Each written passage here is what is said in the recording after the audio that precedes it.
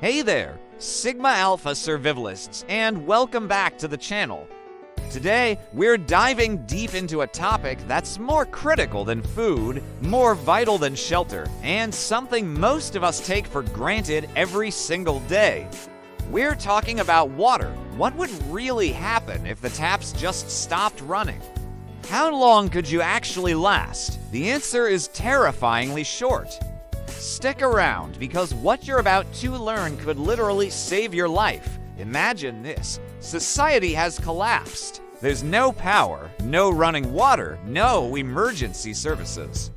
You've got a little food, a roof over your head, but your water bottles are running empty. Day 1, you'd feel thirsty, maybe a little lightheaded, but you'd manage. By day 2, the real problems begin. Your body, which is about 60% water, starts to panic. Your mouth becomes dry and sticky. Your urine turns a dark, ominous yellow, and you stop producing it as much. You'll feel fatigued, irritable, and your brain will start to feel foggy. Thinking clearly becomes a monumental effort. Now, let's talk about day 3. This is where things get critical. Without water, your body can no longer regulate its temperature. Your blood thickens, forcing your heart to work overtime just to pump it through your veins. Your kidneys, which are your body's filtration system, start to fail. Toxins build up. Your organs begin to shut down. You might experience severe headaches, dizziness, and confusion. In a hot environment, this process accelerates dramatically. The stark reality is, 3 days without water is often the limit for human survival. In a crisis, clean, drinkable water isn't just a resource. It becomes the most valuable currency on the planet. More valuable than gold, more precious than any gadget. So, knowing this, how do we prepare? The first and most fundamental step is storage. You cannot have too much water stored. The standard recommendation is 1 gallon, or about 4 liters, per person per day. But let's be realistic, that's just for drinking and minimal sanitation. For a true state of readiness, I advise storing at least 20 to 30 liters per person, enough to last for a minimum of 2 weeks. This gives you a buffer for drinking, cooking, and basic hygiene. You can use food-grade water containers, large barrels, or even repurposed soda bottles.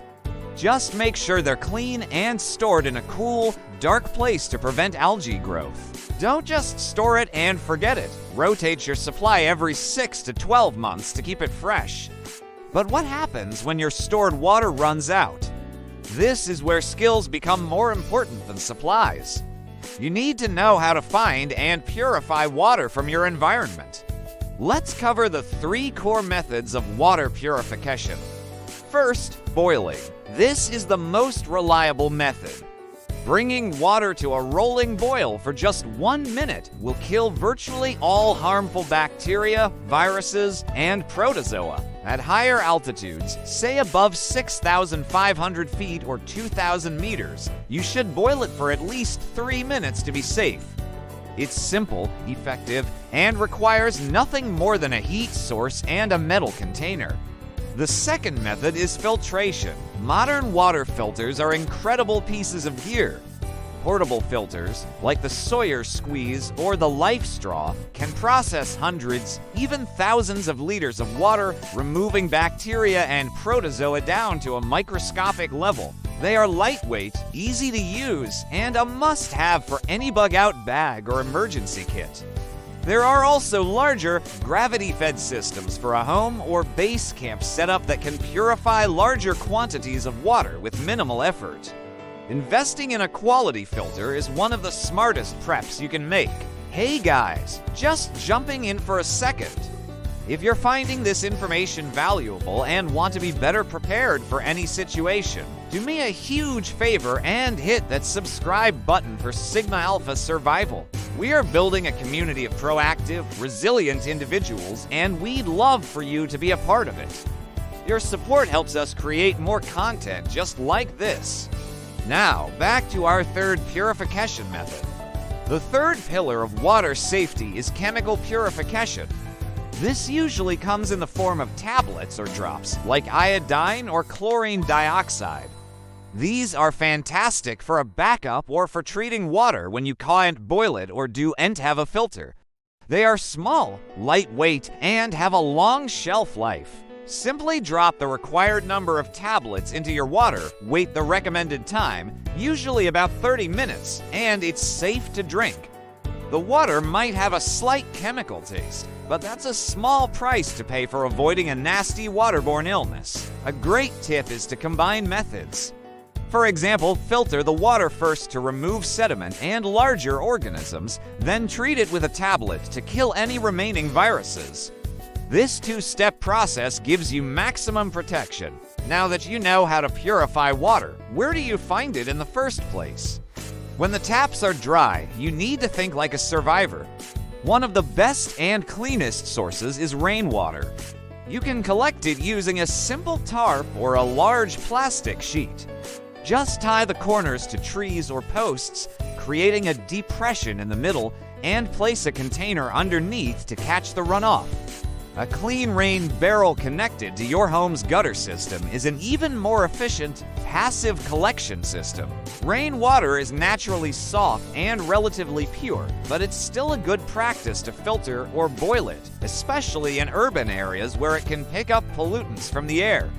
But what about other sources like rivers, streams, lakes, or ponds? These can be lifesavers, but they come with a huge warning.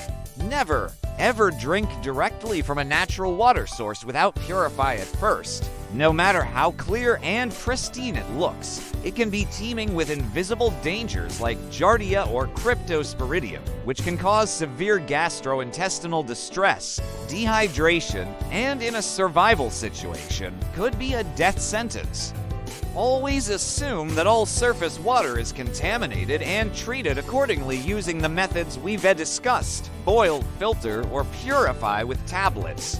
And one final, critical point: never drink seawater or your own urine. I know you've seen it in movies, but it's a disastrous mistake. The high salt concentration in seawater will dehydrate you even faster as your body uses its own water reserves to process the excess salt. The same principle applies to urine. It's your body's waste fluid for a reason. Drinking it reintroduces toxins your body just worked hard to expel, putting immense strain on your already failing kidneys. It's a myth that will get you killed faster.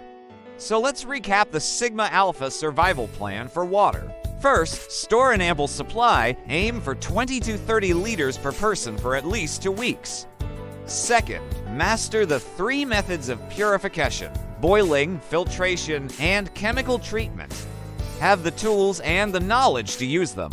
Third, know how to find and collect water, prioritizing rainwater and always treating water from surface sources. And finally, know what not to do. Never drink untreated surface water, seawater, or urine. Your survival depends on making smart, informed decisions, not desperate gambles. Water is life. It's a simple truth, but one that becomes profoundly real in a crisis. By taking these steps now, you're not just storing a resource, you're investing in your future. You're giving yourself and your family the most critical tool for survival. Thank you so much for watching. I hope this video has given you a clear, no-nonsense action plan for your water preparedness. If it has, please give it a thumbs up and share it with someone you care about. And if you haven't already, make sure you subscribe to Sigma Alpha Survival and ring that notification bell so you don't miss any of our future guides. Stay prepared, stay safe, and I'll see you in the next video.